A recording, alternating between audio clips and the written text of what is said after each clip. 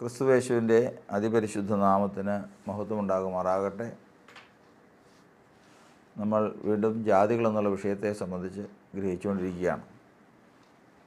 ഈ വിഷയത്തെ സംബന്ധിച്ച് നമ്മൾ എത്രമാത്രം ഗാഢമായി സവിസ്തരം ചിന്തിക്കുന്നതിൻ്റെ കാരണം ലോകത്തിൽ മനുഷ്യവംശത്തിൽ ഏറ്റവും അധികം ഉള്ള ഒരു കൂട്ടമാണ് ജാതികൾ.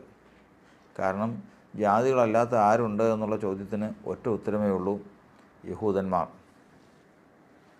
അപ്പോൾ തന്നെ യഹൂദനും ജാതികളും എന്നുള്ള വേർതിരിവ് രണ്ടായിട്ട് വരുമ്പോൾ തന്നെ വിശുദ്ധ ബൈബിൾ നമ്മെ പഠിപ്പിക്കുന്നത് പുറമേ യഹൂദനായവൻ യഹൂദനല്ല, അകമേ യഹൂദനായവൻ എത്ര യഹൂദൻ. ഇനി ആ കൂട്ടത്തിന് എവിടെ പോകും? അതിനാണ് പുതിയ നിയമ ദൈവസഭ. ആ സഭയിലാണ് സാക്ഷാൽ യഹൂദന്മാരുള്ളത്. അവരാണ് ഹൃദയപൂർവ്വമുള്ള യഹൂദന്മാർ. അപ്പോൾ അവിടെ നിന്ന് പൊതുവായിട്ട് നമുക്ക് മൂന്നായിട്ട് തരംതിരിക്കാം. ഒന്ന്, ജാതികൾ; രണ്ട്, ഭൗതിക യഹൂദന്മാർ; മൂന്ന്, ഹൃദയപൂർവ്വമുള്ള യഹൂദന്മാർ. ഈ സഭയിൽ കൂടി വന്നവർ മുഴുവനും ആത്മീക യഹൂദന്മാരാണെന്ന് പറഞ്ഞാൽ അതൊന്നും നമുക്ക് അംഗീകരിക്കാനോ മറ്റുള്ളവർ അംഗീകരിക്കുകയോ ചെയ്യുന്ന കാര്യമല്ല. കാരണം അവരെ നമ്മളെടുത്ത് കഴിയുമ്പോൾ അറിയാം അതിൽ യഹൂദൻ്റെ ദൈവത്തിൻ്റെ ആത്മാവ് ഉദ്ദേശിക്കുന്ന നിലവാരമൊന്നും അതിനകത്തില്ല എന്ന് നമുക്ക് മനസ്സിലാകും. പിന്നെ ഏതാണ്?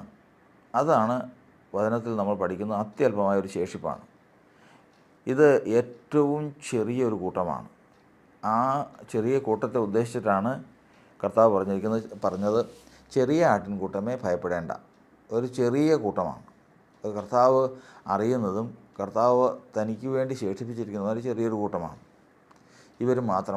ഇത് മാത്രമാണ് ജാതികളല്ലാതിരിക്കുന്നവരുള്ളൂ യഥാർത്ഥത്തിൽ. ബാക്കിയുള്ളവരിലെല്ലാം ജാതീയത അംശമായിട്ടെങ്കിലും ഇല്ലാതിരിക്കുന്നില്ല. ചിലരിൽ അത് ഏറ്റവും കഠിനമായി നിൽക്കുന്നു. ഏറ്റവും ഘോര ജാതികൾ, ഏറ്റവും തീക്ഷ്ണതയേറിയ ജാതികൾ എന്നൊക്കെ പറയുന്ന നിലകളിലുള്ള മനുഷ്യർ ഭൂമിയിലുണ്ട്. എന്നാൽ ഇവിടെ നമ്മൾ ഈ പഠിക്കുന്നതിൻ്റെ കാരണം നമ്മളൊരു ജാതിയാണോ എന്നാണ് ഇപ്പോഴത്തെ ചിന്ത. നമ്മളൊരു ജാതിയാണോ അതോ യഹൂദനാണോ? യഹൂദൻ എന്ന് പറഞ്ഞു കഴിഞ്ഞാൽ ഉടനെ തന്നെ ഇന്നത്തെ ഇസ്രായേലിലെ നോക്കി ഒരു ചേരിതിരിവ് മനസ്സുകൊണ്ട് ചിന്തിക്കേണ്ട കാര്യമില്ല. ദ്വന്ദ്വപക്ഷം അവിടെ വേണ്ട, പക്ഷം വേണ്ട. കാരണം അതൊന്നുമല്ല യഹൂദൻ. യഹൂദൻ്റേതായ ക്വാളിറ്റീസ്, അതായത് നിലവാരങ്ങൾ, യോഗ്യതകൾ ദൈവത്തിൻ്റെ വചനത്തിൽ പറഞ്ഞിട്ടുണ്ട്. അതനുസരിച്ചുള്ളവർ മാത്രമേ യഹൂദന്മാരാവുകയുള്ളൂ. അതിന് യഹൂദൻ എന്ന് പറഞ്ഞു കഴിഞ്ഞാൽ അതിന് ഇസ്രായേലിലൊരു വിഭാഗം, അത് മുസ്ലിങ്ങൾക്ക് വിരുദ്ധമായിട്ടുള്ളതും മുസ്ലിങ്ങൾക്കെതിരായിട്ടുള്ളതും അല്ലെങ്കിൽ ജാതികൾക്കെതിരായിട്ടുള്ളതും ഇങ്ങനെ മുതലായിട്ടുള്ള കാര്യങ്ങളെല്ലാം നമുക്ക് ഭൗതികമായിട്ട് കണക്ക് കൂട്ടാം. പക്ഷെ അതൊന്നുമല്ല യഹൂദൻ. യഹൂദൻ എന്ന് പറഞ്ഞു കഴിഞ്ഞാൽ ആത്മീയമായി യഹൂദൻ എന്ന് പറഞ്ഞാൽ അവൻ്റെ സ്വഭാവങ്ങളുണ്ട്. ആ സ്വഭാവങ്ങൾ ലോകത്തിന് വെളിപ്പെട്ടുകൊണ്ടിരിക്കുന്നതും ഒരിക്കലും യഹൂദനിൽ നിന്ന് വെളിപ്പെടാത്ത ജാതികളുടെ സ്വഭാവവും ഇതാണ് നമ്മൾ ഈ പാഠങ്ങളിൽ ചിന്തിക്കുന്നത്. അപ്പോൾ അത് നോക്കുമ്പോൾ എല്ലാവർക്കും സ്വയം ചിന്തിക്കാനുള്ള ഒരവസരമാണ്. ഞാൻ ജാതിയാണോ യഹൂദനാണോ? അവിടെ അതിൻ്റെ ഇടയ്ക്കൊരു കാറ്റഗറി ഒന്നും ഇല്ല. അത് ഒറ്റ ചോദ്യം മാത്രമേ ഉള്ളൂ: യഹൂദനാണോ ജാതിയാണോ? ജാതീയത അശേഷമില്ല എങ്കിൽ ഞാൻ യഹൂദനാണ്. ജാതീയത ഉണ്ടോയെന്ന് എങ്ങനെ അറിയും? അത് സംശയമൊന്നും വേണ്ട. നമുക്കതിൻ്റെ നമ്മൾ തുടർന്നു പോരുന്നതും നമ്മൾ ചെയ്തു പോരുന്നതും നമ്മൾ വിശ്വസിച്ചു പോരുന്നതുമായ നമ്മുടെ ജീവിതക്രമം പരിശോധിച്ചാൽ മാത്രം മതി. ഉദാഹരണമായിട്ട് കഴിഞ്ഞ ഇതിൽ നമ്മൾ ചിന്തിച്ചു, നമ്മൾ ലക്ഷണവാദികളാണോ? നമുക്ക് ലക്ഷണം ഉണ്ടോ? അതായത് ലോകത്തിൽ ലക്ഷണവാദികളുണ്ട്. അത് മനുഷ്യനെ സംബന്ധിച്ചും ലോകത്തിൽ സംഭവിക്കുന്ന കാര്യങ്ങളെക്കുറിച്ചും എല്ലാം ലക്ഷണവാദികളുണ്ട്. അതുണ്ടെങ്കിൽ അത് ജാതികളുടെ സ്വഭാവമാണ്. അവനെങ്ങനെ യഹൂദനെന്നായിട്ട് കണക്ക് കൂട്ടും? മറ്റൊന്ന്, വിഗ്രഹത്തെ ആരാധിക്കുന്നതാണ്. അതൊരിക്കലും യഹൂദൻ ചെയ്യുന്നതല്ല. അതിന് എന്തെല്ലാം നല്ല പേര് പറഞ്ഞ് മാറ്റി നിർത്തിയാലും രൂപമാണ്, ബിംബമാണ്, ഒരടയാളമാണ്, ഇതെല്ലാം പറഞ്ഞിരുന്നാലും അത് ഒന്നുമില്ല. അതിൻ്റെ രൂപമോ സാദൃശ്യമോ ഒന്നും ഉണ്ടാക്കുകയോ അതിനെ വന്ദിക്കുകയോ നമസ്കരിക്കുകയോ ചെയ്യരുതെന്ന് ആവർത്തന പുസ്തകത്തിൽ ഇസ്രായേലിന് ചട്ടം കൊടുക്കുമ്പോൾ പ്രത്യേകം പറഞ്ഞിരിക്കുന്നതാണ്. അതേ ചട്ടം തന്നെ കുറച്ചുകൂടി കഠിനമായിട്ടാണ് പുതിയ നിയമസഭയ്ക്കുള്ളത്. പഴയ നിയമത്തിൽ ഒരു വിഗ്രഹം ഉണ്ടാക്കി അതിനെ പ്രതിഷ്ഠിച്ച് നമസ്കരിക്കാൻ പാടില്ലെന്നുണ്ടെങ്കിൽ, പുതിയ നിയമത്തിൽ ഹൃദയത്തിൽ ഏതെങ്കിലും ഒരു കാര്യം ശാഠ്യമായിട്ടോ നിർബന്ധ ബുദ്ധിയിലോ നമ്മൾ മുറുകെ പിടിച്ചു കഴിഞ്ഞാൽ അതും വിഗ്രഹമാണ്. അപ്പോൾ എന്തായിരുന്നാലും വിഗ്രഹത്തെ ആരാധിക്കുന്നവൻ ദൈവഭക്തനല്ല, വിഗ്രഹത്തെ ആരാധിക്കുന്നവൻ യഹൂദനുമല്ല. അപ്പോൾ അതുകൊണ്ട് ഇന്ന് നമ്മളിവിടെ ചിന്തിക്കുന്നത് നമ്മുടെ ജീവിതവുമായിട്ട് താരതമ്യപ്പെടുത്തി നോക്കാനുള്ള ഒരു അവസരമാണ് നമ്മളിതിനെ ഉപയോഗിക്കുന്നത്. ഇവിടെ ഇന്ന് നമുക്ക് ചിന്തിക്കാനുള്ളത് ഇപ്രകാരമാണ്. സങ്കീർത്തന പുസ്തകത്തിൽ ഇപ്രകാരം എഴുതിയിട്ടുണ്ട്: കർത്താവെ, നിൻ്റെ നാമം വിളിച്ചപേക്ഷിക്കാത്ത ജാതികളുടെ മേൽ നിൻ്റെ ക്രോധത്തെ പകരണമേ. ആ ഭാഗം ഒന്ന് വായിക്കാം. 79-ാം സങ്കീർത്തനത്തിൻ്റെ 6-ാം വാക്യത്തിൽ ഇപ്രകാരം എഴുതിയിരിക്കുന്നു: നിന്നെ അറിയാത്ത ജാതികളുടെ മേലും നിന്റെ നാമം വിളിച്ചപേക്ഷിക്കാത്ത രാജ്യങ്ങളുടെ മേലും നിന്നെ വിളിച്ചപേക്ഷിക്കാത്ത രാജ്യങ്ങളുടെ മേലും നിന്റെ നാമത്തെ വിളിച്ചപേക്ഷിക്കാത്ത രാജ്യങ്ങളുടെ മേലും നിന്റെ ക്രോധത്തെ പകരണമേ. ദൈവത്തെ അറിയാത്തവരും ദൈവത്തിൻ്റെ നാമത്തെ വിളിച്ചപേക്ഷിക്കാത്തവരും, ഇതാണ് ആ പറഞ്ഞ വാക്കിനർത്ഥം. അവരുടെ മേൽ നിന്റെ ക്രോധത്തെ പകരണമേ. ദൈവത്തെ അറിയാത്തവരാരാ ഉള്ളത്? ദൈവത്തിൻ്റെ നാമത്തെ വിളിച്ചപേക്ഷിക്കാത്ത ആരാ ഉള്ളത്? ഇന്ന് യേശുവേ സ്തോത്രം, യേശുവേ കർത്താവേ രക്ഷിക്കണമേ എന്ന് വിളിച്ചപേക്ഷിക്കാത്ത ആളുകൾ എത്ര പേരുണ്ട് ലോകത്ത്? അതൊക്കെ വളരെ ചുരുക്കമാണ്. നമ്മൾ അതിൻ്റെയൊക്കെയും എണ്ണം എടുക്കാൻ പോയിട്ടുണ്ടെങ്കിൽ അത് ഏറ്റവും അവിശ്വസനീയമാണ്. കാരണം അത്രമാത്രം ആളുകൾ ഇന്ന് ജനത്തെ കർത്താവിനെ വിളിച്ചപേക്ഷിക്കുന്നുണ്ട്. അവിശ്വസനീയം എന്ന് പറഞ്ഞു കഴിഞ്ഞാൽ നമ്മൾ വിചാരിക്കും ഇവരൊക്കെ വിശ്വസിക്കുന്നത് ദൈവത്തെയാണോ, യേശുവിനെയാണോ ഇവരൊക്കെ വിശ്വസിക്കുന്നതെന്ന് തോന്നിപ്പോകും. ചില തീക്ഷ്ണമായി അന്യ മതങ്ങളുടെ നേതൃസ്ഥാനത്ത് നിൽക്കുന്നവർ തന്നെ അവർ ആപത്ത് വരുമ്പോഴും അനർത്ഥം വരുമ്പോഴും യേശുവെ രക്ഷിക്കണമെന്ന് വിളിച്ചപേക്ഷിക്കുന്നവരാണ്. അത് നമ്മൾ അറിഞ്ഞു കഴിയുമ്പോൾ അതിശയം തോന്നുമെന്നാണ് പറഞ്ഞതിനർത്ഥം. അപ്പോൾ ഇവിടെ ഇന്ന് നമ്മൾ ചിന്തിക്കുന്ന വിഷയം, ഏറ്റവും ആദ്യമേ തന്നെ നമ്മൾ മനസ്സിലാക്കുന്നത് കർത്താവിൻ്റെ നാമത്തെ വിളിച്ചപേക്ഷിക്കുക എന്നുള്ളതാണ് വിഷയം. കർത്താവിൻ്റെ നാമത്തെ വിളിച്ചപേക്ഷിക്കുന്ന ഒരു മനുഷ്യൻ, അവൻ്റെ അനുഭവം രക്ഷയാണ്. അതിനാണ് കർത്താവിൻ്റെ വചനം പറയുന്നത്, കർത്താവിൻ്റെ നാമത്തെ വിളിച്ചപേക്ഷിക്കുന്ന ഏവനും രക്ഷിക്കപ്പെടും. അപ്പോൾ ഒരു മനുഷ്യൻ കർത്താവിൻ്റെ നാമത്തെ വിളിച്ചപേക്ഷിച്ച് അവൻ രക്ഷിക്കപ്പെടുമെന്നാണ് ആ പറഞ്ഞതിനർത്ഥം.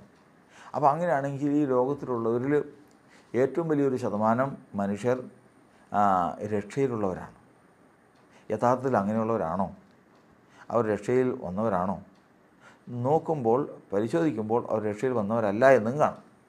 പിന്നെ എന്തുകൊണ്ടാണ് ഇങ്ങനെ ഒരു അനുഭവം ഉണ്ടാകുന്നത്? അതിന് കർത്താവിൻ്റെ വചനം പറയുന്നത്, രക്ഷിക്കപ്പെടണമെങ്കിൽ മനുഷ്യന് ചില വഴികളുണ്ട്, ചില ഘട്ടങ്ങളുണ്ട്, ചില ഹൃദയപൂർവ്വമുള്ള മാനസികമായ അതുപോലെ തന്നെ അവരുടെ ചിന്താപരമായ ചില കാര്യങ്ങളിൽ കൂടി അവർ കടന്നു പോകണം. ഇങ്ങനെ കടന്നു പോകുമ്പോഴാണ് റോമാലേഖനം 10-ാം അധ്യായത്തിൽ നമ്മൾ വായിക്കുന്നത്, ഒരു മനുഷ്യൻ രക്ഷിക്കപ്പെടണമെങ്കിൽ യേശുവിനെ കർത്താവെന്ന് അവൻ വായുകൊണ്ട് ഏറ്റുപറയണം, ഹൃദയം കൊണ്ട് ദൈവം അവനെ മരിച്ചവരുടെ ഇടയിൽ നിന്ന് ഉയർത്തെഴുന്നേൽപ്പിച്ചു എന്ന് വിശ്വസിക്കണം. ഈ 2 ക്രിയകൾ നടക്കുമ്പോഴേ അവൻ രക്ഷിക്കപ്പെടുകയുള്ളൂ. അതിന് മറ്റൊരു വിവർത്തനത്തിൽ അത് വിശദമായിട്ട് എഴുതിയിട്ടുണ്ട്. അധരം കൊണ്ട് തന്നെ അത് ഉച്ചരിക്കണമെന്ന് പ്രത്യേകിച്ച് എഴുതിയിട്ടുണ്ട്. എന്തായിരുന്നാലും ഒരു കാര്യത്തിൽ നമ്മൾ പഠിക്കുന്നത്, ഹൃദയം കൊണ്ട് നീതിക്കായി വിശ്വസിക്കുകയും അധരം കൊണ്ട് രക്ഷയ്ക്കായി ഏറ്റുപറയുകയും ചെയ്യണം. ഇങ്ങനെ വന്നാലും ഒരാൾ രക്ഷപ്പെടുകയുള്ളൂ. അത്രയും ക്ലോസ് അവിടെ എഴുതി വച്ചിരിക്കുന്നതിൻ്റെ കാരണം എന്താണ്? റോമാലേഖനം 10-ാം അധ്യായത്തിൽ എഴുതിയിരിക്കുന്ന ആ വചനത്തിൻ്റെ പൊരുളെന്താണ്? ഹൃദയം കൊണ്ട് നീതിക്കായി വിശ്വസിക്കണം, വായ കൊണ്ട് രക്ഷയ്ക്കായിട്ട് ഏറ്റുപറയണം, എന്നാൽ നീ രക്ഷിക്കപ്പെടും. അപ്പോൾ കർത്താവിൻ്റെ നാമത്തെ വിളിച്ചപേക്ഷിക്കുന്ന ഏവനും രക്ഷിക്കപ്പെടുമെന്ന് പറഞ്ഞതിന് ശേഷം അതിൻ്റെ വിശദീകരണം റോമാലേഖനം 10-ാം അധ്യായത്തിൽ ഇപ്രകാരം കൊടുത്തിരിക്കുകയാണ്: ഹൃദയം കൊണ്ട് വിശ്വസിക്കണം. വിശ്വസിക്കാൻ ആർക്ക് കഴിയും? വിശ്വസിക്കാൻ കഴിയാത്തവരും വിളിച്ചപേക്ഷിക്കും എന്നുള്ളതാണ് ഇവിടെ നമുക്ക് ഏറ്റവും കൂടുതൽ ചിന്തിക്കത്തക്കതായി ഉള്ളത്. കർത്താവിൻ്റെ നാമത്തെ, കർത്താവിനെ വിശ്വസിക്കാത്ത ഒരാൾ വിളിച്ചപേക്ഷിക്കുമ്പോൾ അത് രക്ഷയായി തീരുന്നില്ല എന്നും നമുക്കവിടെ നിന്ന് മനസ്സിലാകും. അങ്ങനെ വരുമ്പോൾ എന്താണ് ഈ പറഞ്ഞ വാക്കിൻ്റെ പൊരുൾ? കർത്താവിൻ്റെ നാമത്തെ എങ്ങനെയാണ് വിളിച്ചപേക്ഷിക്കേണ്ടത്? അതിന് ഒരു പ്രത്യേകതയുണ്ട്. മനുഷ്യൻ ഹൃദയപൂർവം ചെയ്യുന്ന പ്രവൃത്തി മാത്രമാണ് ദൈവം അത് കണക്കിടുന്നത്. അതായത് നമ്മൾ 2 തീമോത്തിയോസിൻ്റെ ലേഖനം 2-ാം അധ്യായത്തിൻ്റെ 19-ാം വാക്യത്തിൽ പ്രകാരം എഴുതിയിരിക്കുന്നു, ദൈവത്തിൻ്റെ സ്ഥിരമായ അടിസ്ഥാനം നിലനിൽക്കും. ആ വാക്യം പ്രത്യേകം ശ്രദ്ധിക്കണം. ദൈവത്തിൻ്റെ സ്ഥിരമായ അടിസ്ഥാനം നിലനിൽക്കുന്നു. ദൈവത്തിൻ്റെ അടിസ്ഥാനമുണ്ട്, സ്ഥിരമായതുകൊണ്ട് സ്ഥിരമല്ലാത്തതുകൊണ്ട്. എന്താണ് സ്ഥിരമായ അടിസ്ഥാനം? എന്താണ് സ്ഥിരമല്ലാത്ത അടിസ്ഥാനം? ആ വാക്യം നമുക്കൊന്ന് വായിക്കാം. 2 തീമോത്തിയോസിൻ്റെ ലേഖനം 2-ാം അധ്യായത്തിൻ്റെ 19-ാം വാക്യത്തിൽ നമ്മൾ വായിക്കുന്നത്, ദൈവത്തിൻ്റെ സ്ഥിരമായ അടിസ്ഥാനം നിലനിൽക്കുന്നു. അപ്പോൾ ദൈവത്തിന് സ്ഥിരമായ അടിസ്ഥാനമുണ്ട്, സ്ഥിരമല്ലാത്ത അടിസ്ഥാനമുണ്ടെന്ന് അർത്ഥം. കർത്താവ് തനിക്കുള്ളവരെ അറിയുന്നുവെന്നും കർത്താവിന് നാമം ഉച്ചരിക്കുന്നവനെല്ലാം അനീതി വിട്ടകന്നു കൊള്ളട്ടെ എന്നും ആവുന്നു അതിൻ്റെ മുദ്ര. അപ്പോൾ കർത്താവിൻ്റെ നാമത്തെ ഉച്ചരിക്കുന്നവൻ അനീതി വിട്ട് അകന്നു കൊള്ളട്ടെ. കർത്താവിൻ്റെ നാമത്തെ ഉച്ചരിക്കണം. ഉച്ചാരണം എവിടെ നിന്ന് വരുന്നു? മനസ്സിൽ ഉച്ചരിക്കുന്നത് എങ്ങനെയാണ്? സങ്കീർത്തനത്തിൽ നമ്മളൊരു ഭാഗത്ത് പ്രകാരം വായിക്കുന്നു, കഷ്ടകാലത്ത് ഞാൻ എൻ്റെ നേർച്ചകളെ വായാൽ നേർന്നു, ആധരങ്ങളാൽ ഉച്ചരിച്ചു. 66-ാം സങ്കീർത്തനത്തിൻ്റെ 14-ാം വാക്യത്തിൽ പ്രകാരം എഴുതിയിരിക്കുന്നു, ഞാൻ കഷ്ടത്തിലായിരുന്നപ്പോൾ അതായത് ഒരു മനുഷ്യൻ കഷ്ടതയുടെ ഞെരുക്കത്തിൻ്റെ അതിവേദനയിൽ കൂടി കടന്നുപോയപ്പോൾ അവൻ്റെ അധരം, വായ, ഇത് 2 ഭാഗങ്ങൾ പ്രവർത്തിച്ചതായിട്ട് നമ്മൾ വചനത്തിൽ പഠിക്കുന്നു. വായു പ്രവർത്തിക്കുന്നതും അധരം പ്രവർത്തിക്കുന്നതും നാവ് പ്രവർത്തിക്കുന്നതും വേദപുസ്തകത്തിൽ കൊടുത്തിട്ടുണ്ട്. അതായത് നമ്മൾ 37-ാം സങ്കീർത്തനത്തിൽ വായിക്കുന്നത്, നീതിമാൻ്റെ വായ ജ്ഞാനം സംസാരിക്കുന്നു, അവൻ്റെ നാവ് ന്യായം സംസാരിക്കുന്നു, തൻ്റെ ദൈവത്തിൻ്റെ ന്യായപ്രമാണം അവൻ്റെ ഹൃദയത്തിലുണ്ട്. അപ്പോൾ നീതിമാനാണെങ്കിൽ അവൻ്റെ വായ ജ്ഞാനം സംസാരിക്കുന്നു, നാവ് ന്യായം സംസാരിക്കുന്നു. അപ്പോൾ അങ്ങനെ വരുമ്പോൾ നമ്മളിവിടെ മനസ്സിലാക്കുന്നത്, നാവ് കൊണ്ട് സംസാരിക്കുന്നതും വായ കൊണ്ട് സംസാരിക്കുന്നതും രണ്ടാണ്. അതിനെക്കുറിച്ച് വിശദീകരിച്ചാൽ നമുക്ക് ഇവിടെ എങ്ങും നിൽക്കില്ല. അതിൻ്റെ വിശദീകരണം മുമ്പോട്ട് പോകും. എന്നാലും ചില വാക്കുകളിൽ നമുക്കതിൻ്റെ വിശദീകരണം പറയാതിരിക്കാൻ പറ്റില്ല. നമ്മൾ 45-ാം സങ്കീർത്തനം വായിക്കുന്നത് പ്രകാരമാണ്, എൻ്റെ നാവ് സമർത്ഥനായ ലേഖകൻ്റെ എഴുത്തുപോലാകും. എൻ്റെ നാവ് സമർത്ഥനായ ലേഖകൻ്റെ എഴുത്തുപോലാകും. അപ്പോൾ ഒരു മനുഷ്യൻ്റെ നാവ് സമർത്ഥനായ ലേഖകൻ. ആരാണ് സമർത്ഥനായ ലേഖകൻ? എന്താണ് എഴുത്തുകോൽ? എന്താണ് എഴുതിയത്? എൻ്റെ കൃതി രാജാവിന് വേണ്ടിയിട്ടുള്ളത് എൻ്റെ നാവ് സമർത്ഥനായ ലേഖകൻ്റെ എഴുത്തുപോലാകുന്നു. ഇതിനാരാണ് എഴുത്തുകാരൻ? ലോകത്തിൽ നമ്മൾ എഴുത്തുകാരെക്കുറിച്ച് കേട്ടിട്ടുണ്ട്. എഴുത്തുകാരെക്കുറിച്ച് പെട്ടെന്ന് കേൾക്കുമ്പോൾ പേരുകേട്ട എഴുത്തുകാരുണ്ട്. നാടകകൃത്തുകളെക്കുറിച്ച് ഷേക്സ്പിയറിനെ മറ്റേ പറഞ്ഞു കഴിഞ്ഞാൽ പെട്ടെന്ന് നമുക്ക് ഓർമ്മ വരുന്ന എഴുത്തുകാരാണ്. അങ്ങനെ ലോകത്തിൽ അനേകം എഴുത്തുകാരുണ്ട്. അവരെല്ലാം എഴുതിയ പുസ്തകങ്ങളുമുണ്ട്. അതെല്ലാം ലോകത്തിൽ പ്രസിദ്ധവുമാണ്. എന്നാൽ ഇവിടെ എഴുതിയിരിക്കുന്നത് സാധാരണ എഴുത്തുകാരനല്ല, സമർത്ഥനായ ലേഖകൻ, സമർത്ഥനായ എഴുത്തുകാരൻ. ഈ സമർത്ഥനായ ലേഖകൻ എഴുതിയ കൃതി ഏതാണ്? അല്ലെങ്കിൽ ഈ സമർത്ഥനായ ലേഖകൻ എഴുതിയ പുസ്തകം ഏതാണ്? ലോകത്തിലെ ഏറ്റവും വലിയ പുസ്തകം എന്ന് പറയുന്നത് വേദപുസ്തകം തന്നെയാണ്. വേദപുസ്തകത്തിനപ്പുറം ഒരു പുസ്തകമില്ല.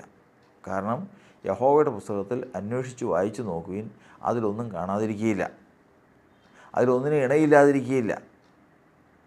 ദൈവത്തിൻ്റെ ആത്മാവത്രേ അതിനെ കൂട്ടിവരുത്തിയത്, ദൈവത്തിൻ്റെ വായാണത് കൽപ്പിച്ചത്.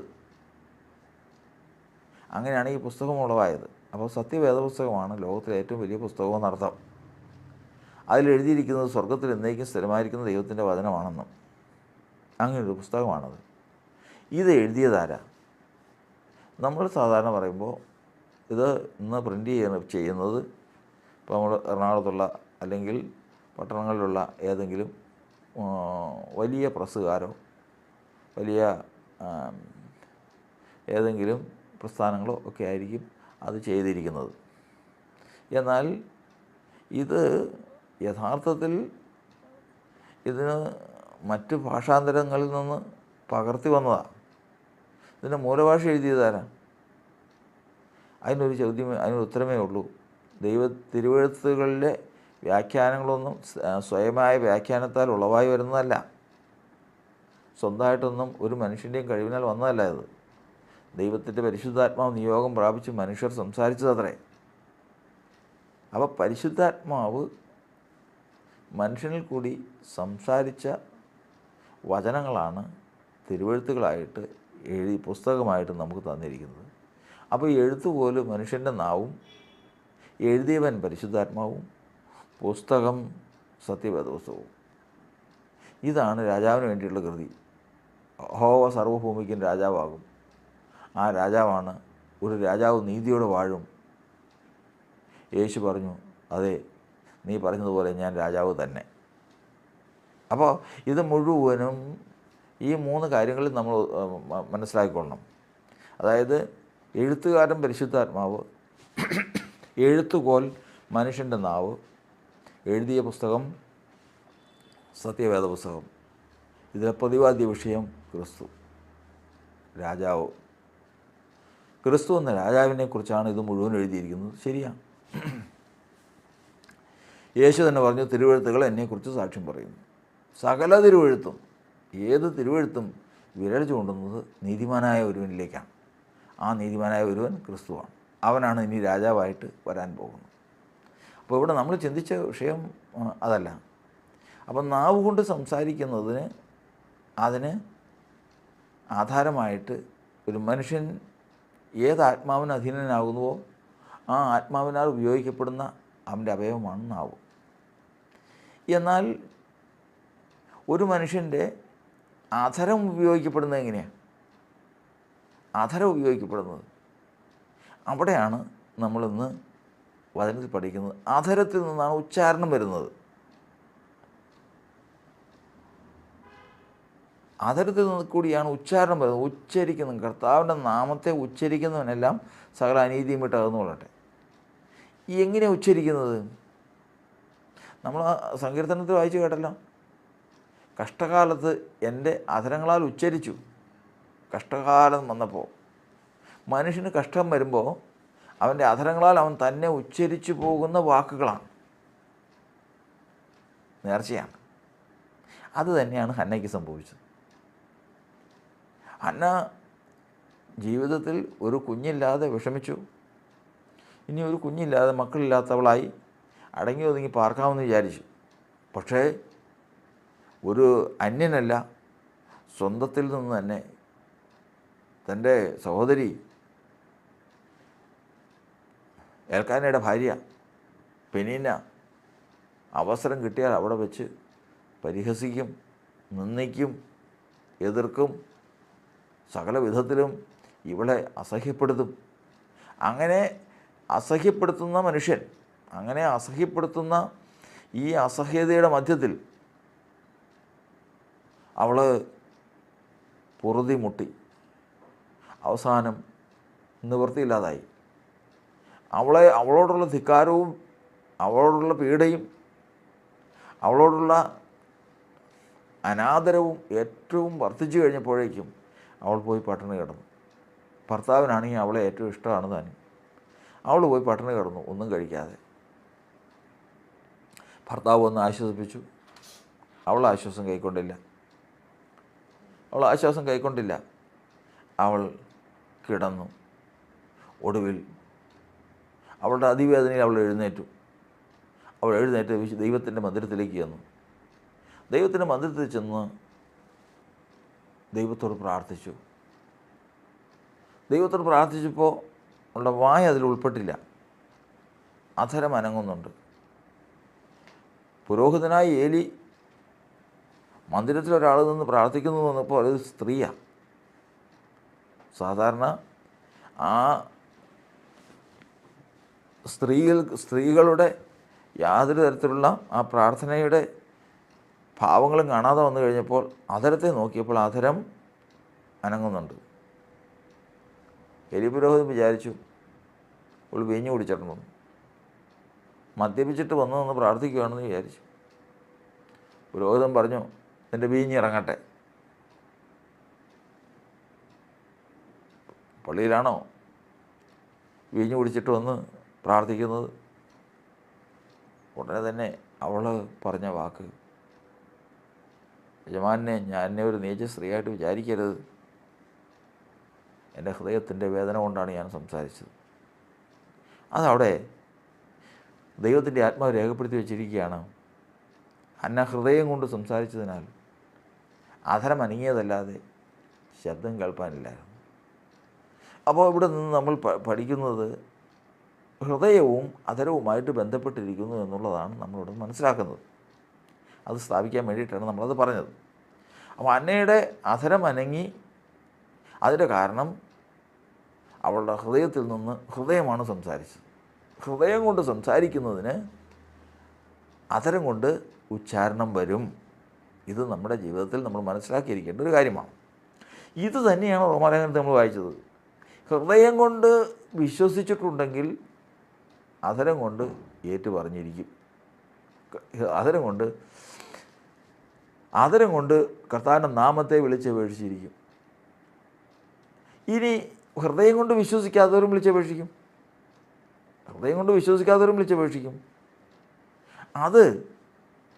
അത് രക്ഷയ്ക്കായി പരിണമിക്കുന്നില്ല. രക്ഷയ്ക്കായി പരിണമിക്കണമെങ്കിൽ ഹൃദയത്തിൽ വിശ്വസിച്ച് ഹൃദയം നുറങ്ങിയവർക്ക് സമീപസ്ഥനായ ദൈവം ആ വ്യക്തിയോട് കൂടി ഇരുന്ന് അവരുടെ അധരം ഉച്ചരിച്ച് കർത്താവിൻ്റെ നാമത്തെ വിളിച്ചപേക്ഷിക്കും. ഇവിടെ ഹന്നയ്ക്ക് സംഭവിച്ചതാണ്. ഹന്നയ്ക്ക് മാത്രമല്ല, സങ്കീർത്തനക്കാരൻ പറഞ്ഞു കേട്ടല്ലോ, കഷ്ടകാലത്ത് എൻ്റെ അധരങ്ങളാൽ ഉച്ചരിച്ചു, വായാൽ നേർന്നു. കഷ്ടകാലം വർദ്ധിക്കുമ്പോൾ, അതിവേദന വർദ്ധിക്കുമ്പോൾ, ഒരു മനുഷ്യന് അതിവേദനയാകുമ്പോൾ അവൻ്റെ ഹൃദയം ഉണരും. അവൻ്റെ ഹൃദയം വേദനപ്പെട്ട് ഉണരും. ഉണർന്നതിന് ശേഷം അവൻ്റെ അധരങ്ങളിൽ കൂടി ശബ്ദം പുറപ്പെട്ടു വരും. ഉച്ചരിക്കും. ആ ഉച്ചരിക്കുന്ന നേർച്ചയാണ്. അതിൻ്റെ അധരങ്ങളാൽ ഉച്ചരിച്ചു, വായാൽ നേർന്നു. ആ നേർച്ചയാണ് ദൈവത്തിന് ഏറ്റവും പ്രധാനപ്പെട്ടത്. കഷ്ടകാലത്ത് എൻ്റെ അധരങ്ങളാൽ ഉച്ചരിച്ചു, വായാൽ നേർന്നു. അത് നിവർത്തിക്കേണ്ടതിന് വേണ്ടിയിട്ട് വരികയാണ്. ഇത് നിവർത്തിക്കേണ്ടതിന് വേണ്ടിയിട്ടാണ് ദൈവത്തിൻ്റെ മന്ദിരത്തിലേക്ക് ഹന്ന വരുന്നത്. കയ്യിലൊരു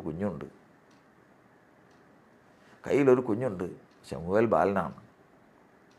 അവനെ എന്നേക്കും കർത്താവിന് കൊടുക്കാൻ വേണ്ടി വന്നതാണ്. ഇനി എന്നും അവൻ താമസിക്കുന്ന ആലയത്തിലാണ്. ആലയത്തിൽ താമസിച്ചുകൊണ്ട് ആലയത്തിലെ കാര്യങ്ങൾ നോക്കി കർത്താവിൻ്റെ വേലക്കാരനായിട്ട് ഇനിയുള്ള കാലം ജീവിക്കാനാണ് അവനെ കൊണ്ട് പള്ളിയിലേക്ക് വന്നത്, ആലയത്തിലേക്ക് വന്നത്. അപ്പോൾ ഇവനെ എങ്ങനെ കൊണ്ടുവന്നു? അവിടെ വന്നതിന് ശേഷം ആലയത്തിൽ നിന്നുകൊണ്ട് ഹന്ന പറയുകയാണ്, യജമാനെ, ഈ ബാലനായിട്ട് ഞാൻ അപേക്ഷിച്ചു. അതായത് ഈ ബാലനായിട്ടാണ് അപേക്ഷിച്ചത്. ഈ ബാലനെ കിട്ടുമെന്ന് നമുക്കറിയായിരുന്നോ? സംഭവിച്ചപ്പോൾ അങ്ങനെ സംഭവിച്ചു. ഈ ബാലനായിട്ട് ഞാൻ പ്രാർത്ഥിച്ചു. മറ്റൊരു വാക്കി പറഞ്ഞാൽ, ഞാൻ ഹൃദയം നുറുങ്ങി എൻ്റെ ദൈവത്തിൻ്റെ സന്നിധിയിൽ ഞാൻ വേദനപ്പെട്ടപ്പോൾ എൻ്റെ ഹൃദയം സംസാരിച്ചപ്പോൾ എൻ്റെ അധരം അനങ്ങി. അങ്ങനെ എൻ്റെ അധരങ്ങളാൽ ഉച്ചരിച്ച വഴിപാടാണ് ഞാനിന്ന് കൊണ്ടുവന്നിരിക്കുന്ന ഈ ബാലൻ. അത് ദൈവത്തിന് മുമ്പാകെ ഏറ്റവും വിലപ്പെട്ടതാണ്. കാരണം ഒരു മനുഷ്യൻ തൻ്റെ അധരം കൊണ്ട് ഉച്ചരിക്കാൻ തക്കവണ്ണം ഹൃദയം സംസാരിക്കുന്നുണ്ടെങ്കിൽ ആ ഹൃദയം സംസാരിക്കുന്നത് ദൈവവുമായിട്ടുള്ള ബന്ധത്തിൽ അവൻ ആരായിരിക്കുന്നു എന്നുള്ളതാണ് അവിടെ വെളിപ്പെട്ട് വരുന്നത്. ഹന്ന ഇവിടെ വരുന്നതിന് മുമ്പേ തന്നെ, ഈ ലോകത്തിൽ വരുന്നതിന് മുമ്പേ തന്നെ സ്വർഗത്തിൽ എന്നേക്കും സ്ഥിരമായിരിക്കുന്ന ദൈവത്തിൻ്റെ വചനത്തിൽ എഴുതി വച്ചിട്ടുണ്ട്. ഇസ്രായേലിൽ ഏൽക്കാന എന്ന് പറയുന്ന മനുഷ്യന് 2 ഭാര്യമാരുണ്ടാകും, ഹന്നയും പെനീനയും. പെനീനയ്ക്ക് കുട്ടികളുണ്ടാകും, ഹന്നയ്ക്ക് കുട്ടികളുണ്ടാകുകയില്ല. നാളുകൾ കഴിയും, ഹന്ന അപമാനിതയാകും, വേദനപ്പെടും, കഷ്ടമനുഭവിക്കും, ഹൃദയം നുറുങ്ങും. ഒടുവിൽ അവൾ ദൈവത്തിൻ്റെ ആലയത്തിൽ വരും. വേദനപ്പെട്ട നുറുങ്ങിയ അവളുടെ ഹൃദയം സംസാരിക്കും. ഹൃദയം സംസാരിക്കുന്നത് ഉച്ചാരണമായിട്ട് അധരങ്ങളിൽ കൂടി പുറപ്പെട്ടു വരും. അങ്ങനെ പുറപ്പെട്ടു വരുന്നത് അവൾക്ക് ലഭിക്കുന്ന, ദൈവം കൊടുക്കുന്ന ആദ്യത്തെ പൈതൽ, ആദ്യത്തെ കുട്ടി ദൈവത്തിന് വേണ്ടി എന്നേക്കും ശുശ്രൂഷകനായിട്ട് ദൈവത്തിൻ്റെ ആലയത്തിലേക്ക് കൊടുക്കണം. ഇത് എഴുതി വച്ചിരിക്കുന്നതാണ്. സ്വർഗത്തിൽ എന്നേക്കും സ്ഥിരമായിരിക്കുന്ന ദൈവത്തിൻ്റെ വചനത്തിലുള്ളതാണ്. ഇതെങ്ങനെ വരും, ഇതെങ്ങനെയാണെന്ന് ഒന്ന് അറിഞ്ഞാലത് പറയാം. ഇപ്പം നമ്മളെ സംബന്ധിച്ചാണെങ്കിലും ദൈവം എന്നെക്കുറിച്ച് എന്താണ് ഉദ്ദേശിച്ചിരിക്കുന്നത്? കർത്താവേ, ഞാൻ എന്ത് ചെയ്യാനാണ്? എനിക്കുള്ളതെല്ലാം ഞാൻ വിറ്റ് കർത്താവിന് തരാനാണോ എൻ്റെ പുസ്തകത്തിൽ എഴുതി വച്ചിരിക്കുന്നത്? അതോ കർത്താവിന് വേണ്ടി പീഡ അനുഭവിച്ച് ഞാൻ മരിക്കാനാണോ എഴുതി വച്ചിരിക്കുന്നത്? ഇതൊന്നും അറിയുന്നില്ല. പക്ഷേ എന്തോ എഴുതി വച്ചിട്ടുണ്ട്. എന്താണെന്ന് അറിയാൻ പാടില്ല. അത് പുറമേ പറയുകയില്ല.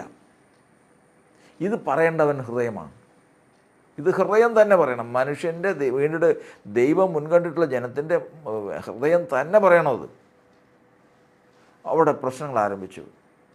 ഒന്നുകിൽ മക്കളില്ല, അല്ലെങ്കിൽ കടം കയറി, ഇല്ലെങ്കിൽ ഭീഷണി വന്നു, ഇല്ലെങ്കിൽ രോഗം വന്നു, ഇല്ലെങ്കിൽ ഏതെങ്കിലും തരത്തിലുള്ള അപമാനം വന്നു. സകല വിധത്തിലും ഞെരുങ്ങാൻ തുടങ്ങി. ഈ ഞെരുക്കം എന്തിന്?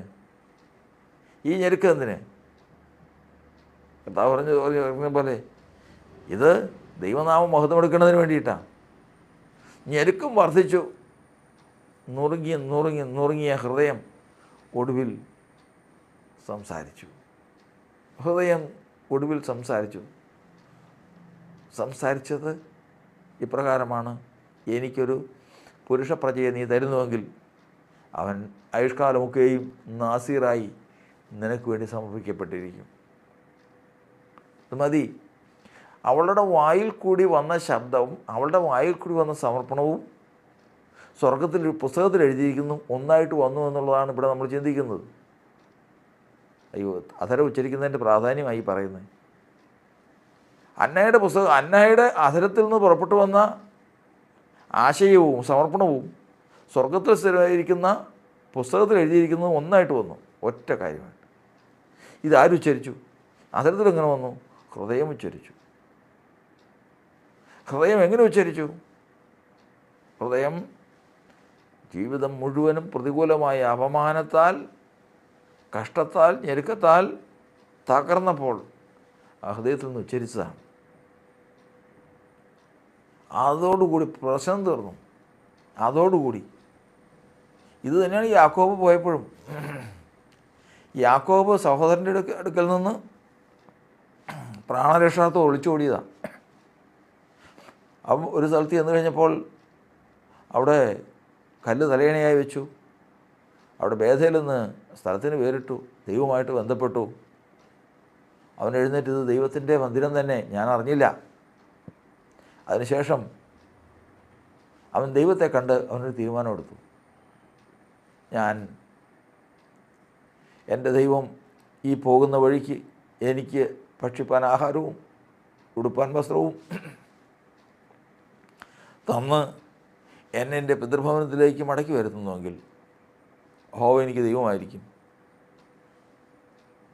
ഇവിടെ ഈ നിർത്തിയ കല്ല് ദൈവത്തിൻ്റെ ആലയമായിരിക്കും. ദൈവം എനിക്ക് തരുന്നതിലൊക്കെയും ഞാൻ ദശാംശം കൊടുക്കും. എനിക്ക് എന്തെല്ലാം തരുന്നതിന് മുഴുവൻ ദശാംശം കൊടുക്കും. ഇത്രയും കാര്യങ്ങൾ പറഞ്ഞു തീർന്നു. ആരും ഒരു എതിര് പറഞ്ഞില്ല. നീ അത് പറഞ്ഞത് പോരാ, ദശാംശമല്ല 20% കൊടുക്കണം, അല്ലെങ്കിൽ ആലയം അവിടെയല്ല ചുടങ്ങ് മാറ്റി പണിയണം, അല്ലെങ്കിൽ കുടുംബ വസ്ത്രം അങ്ങനെ ചെയ്യും ഇങ്ങനെ. ഇതൊന്നും ഒരു എതിരുമില്ല. കാരണം ദൈവത്തിന് അത് സമ്മതമാണ്. കാരണം യാക്കോബിനെക്കുറിച്ച് സ്വർഗത്തിൽ എഴുതി വച്ചിരിക്കുന്ന പുസ്തകത്തിൽ എഴുതിയിരിക്കുന്നത് അങ്ങനെ തന്നെ അവൻ്റെ വായ കൊണ്ട് ഉച്ചരിച്ചതാണ്. ജീവരക്ഷാർത്ഥം സഹോദരൻ്റെ അടുക്കൽ നിന്ന് ഓടി അലഞ്ഞ് തിരിഞ്ഞ് നടന്ന് ഒടുവിൽ കല്ല് തലയണയായി വെച്ച് ഉറങ്ങി. ഒരു കല്ലെടുത്തേ തലയണയായി വെച്ച് അവിടെ കിടന്ന് സുഖമായിട്ട് ഉറങ്ങി. ആ ഉറങ്ങിയപ്പോൾ കണ്ട ദർശനമാണ്. ഈ സമയത്ത് അവൻ ഉച്ചരിക്കുകയാണ്. അവൻ ഉച്ചരിച്ചത് ദൈവം സമ്മതിച്ചു. അതിനാർക്കും അതിനെതിരില്ല. കാരണം അധരം കൊണ്ട് ഉച്ചരിച്ചു. ഹൃദയം കൊണ്ട് സംസാരിച്ചതാണ് അധരം കൊണ്ട് ഉച്ചരിച്ചത്. ഹൃദയം കൊണ്ട് സംസാരിച്ചത് സ്വർഗത്തിൽ ദൈവത്തിൻ്റെ ഇഷ്ടം അവനെക്കുറിച്ച് എഴുതി വച്ചിരിക്കുന്നതായിരുന്നു. ഇതുപോലെയാണ് നമ്മൾ കർത്താവിൻ്റെ നാമത്തെ വിളിച്ചപേക്ഷിക്കേണ്ടത് എന്നാണ് ഈ പറഞ്ഞതിൻ്റെ സാരം. അതായത് കർത്താവ് തനിക്കുള്ളവരെ അറിയുന്നു. എനിക്കായി സൃഷ്ടിച്ചുള്ള ജനം എൻ്റെ നാമത്തെ അറിയും. ഈ കർത്താവിൻ്റെ നാമത്തിൽ രക്ഷപ്പെടാനുള്ളവരും കർത്താവിൻ്റെ നാമത്തെ വിളിച്ചപേക്ഷിക്കാനുള്ളവരും മുൻ നിയമിക്കപ്പെട്ടവരാ. പുസ്തകത്തിൽ എഴുതി വച്ചിട്ടുണ്ട്. ആരൊക്കെ കർത്താവിൻ്റെ നാമത്തെ വിളിച്ചപേക്ഷിക്കും, ആരൊക്കെ വിളിച്ചപേക്ഷിക്കണം, വിളിച്ചപേക്ഷിച്ച് രക്ഷ പ്രാപിക്കുന്നത് ആര് എന്നുള്ള കാര്യങ്ങളെല്ലാം എഴുതി വച്ചിരിക്കുന്നതാണ്. പക്ഷേ ഇവിടെ ഭൂമിയിൽ വന്നപ്പോഴത്തേക്ക് ആർക്കെങ്കിലും അറിയാമോ? അറിയില്ല. എന്നാൽ സമയമായപ്പോൾ മുൻ നിയമിക്കപ്പെട്ടവർ വിശ്വസിച്ചു. നിത്യജീവനായി നിയമിക്കപ്പെട്ടവർ വിശ്വസിച്ചു. നിയമിക്കപ്പെട്ടവർ സുവിശേഷം കേട്ട് കഴിഞ്ഞപ്പോൾ അവർ വിശ്വസിച്ചു. തക്ക സമയത്ത് തൻ്റെ വചനത്തെ വെളിപ്പെടുത്തുന്ന ദൈവം അവരുടെ കടന്നു പോകുന്ന വഴികളിൽ സുവിശേഷം കേൾപ്പാൻ തക്കവണ്ണം അവരുടെ ജീവിതത്തെ ക്രമീകരിച്ചുകൊണ്ട് വന്നു. അവരത് വിശ്വസിച്ചു, ഹൃദയം കൊണ്ട് വിശ്വസിച്ചു. ആ ഹൃദയം കൊണ്ട് തന്നെ സംസാരിച്ചു കഴിഞ്ഞപ്പോൾ അവരുടെ അധരങ്ങളാൽ ഉച്ചരിച്ചു. ഇങ്ങനെയുള്ളവരെ സംബന്ധിച്ചാണ് വചനം പറയുന്നത്, ഇവരാണ് സ്ഥിരമായ അടിസ്ഥാനമുള്ളവർ.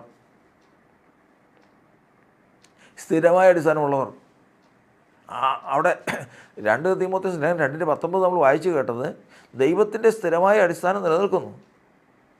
തുറന്ന് പറയുകയാണ്, വിട്ടകന്നു കൊള്ളട്ടെ എന്നാകുന്നു. കർത്താവിൻ്റെ നാമം വിളിച്ചപേക്ഷിക്കുന്നവൻ എന്നുള്ളതല്ല അവിടെ എഴുതിയേക്കുന്നത്. കർത്താവിൻ്റെ നാമം ഉച്ചരിക്കുന്നവൻ, ആധരം കൊണ്ട് ഉച്ചരിക്കുന്നവൻ. ആധരം കൊണ്ട് ഉച്ചരിക്കണമെങ്കിൽ ഹൃദയം കൊണ്ട് പറയണം. ഹൃദയം കൊണ്ട് പറയണമെങ്കിൽ മുൻ നിയമിക്കപ്പെട്ടിരിക്കണം. സ്വർഗത്തിൽ അവനെക്കുറിച്ച് നിശ്ചയം ഉണ്ടാകണം. അത് ദൈവം മുൻ നിയമിച്ചതായിരിക്കണം. അങ്ങനെയുള്ളവനെ ഹൃദയം കൊണ്ട് സംസാരിക്കാൻ പറ്റുള്ളൂ. ഹൃദയം കൊണ്ട് സംസാരിച്ചാലേ അധരം കൊണ്ട് കർത്താവിൻ്റെ നാമത്തെ ഉച്ചരിക്കുകയുള്ളൂ. അവനെ രക്ഷപ്പെടുകയുള്ളൂ. അവനാണ് സ്ഥിരമായ അടിസ്ഥാനമുള്ളവൻ. ദൈവത്തിൻ്റെ സ്ഥിരമായ അടിസ്ഥാനം എന്ന് പറഞ്ഞാൽ അവനാണ്. അല്ലാതെ എന്തെങ്കിലും കേട്ട് നല്ലൊരു സുവിശേഷം കേട്ടു കർത്താവ് യേശു രക്ഷിക്കുന്നവനാണ്, സഹായം നൽകുന്നവനാണ്, പ്രാണനെ രക്ഷിക്കുന്നവനാണ്, സ്വർഗത്തിൽ നമുക്ക് പ്രവേശനം സാധിപ്പിക്കുന്നവനാണ് മുതലായിട്ടുള്ള നല്ല വർണ്ണനയോടുള്ള ഒരു പ്രസംഗം കേട്ടു, സന്തോഷമായി, അത് വിശ്വസിച്ചു, ഏറ്റുപറഞ്ഞു, യേശുവെ രക്ഷിക്കണമെന്ന് വിളിച്ചപേക്ഷിച്ചു. എങ്ങും എത്തിയില്ല. ചില നാളുകൾ കഴിഞ്ഞപ്പോൾ ആ പറഞ്ഞതിന് വിരുദ്ധമായിട്ട് പ്രവർത്തിക്കാനും തുടങ്ങി. യേശു എൻ്റെ കർത്താവ് എന്ന് പറഞ്ഞ സ്ഥാനത്ത് കർത്താക്കന്മാർ പലതായി ദൈവത്തിൻ്റെ സന്നിധിയിൽ തെറ്റായിട്ട് വന്നു. എന്നാൽ ദൈവത്തിൻ്റെ വചനം പറയുന്നത് അത് സ്ഥിരമല്ലാത്ത അടിസ്ഥാനമുള്ളവരാണ്.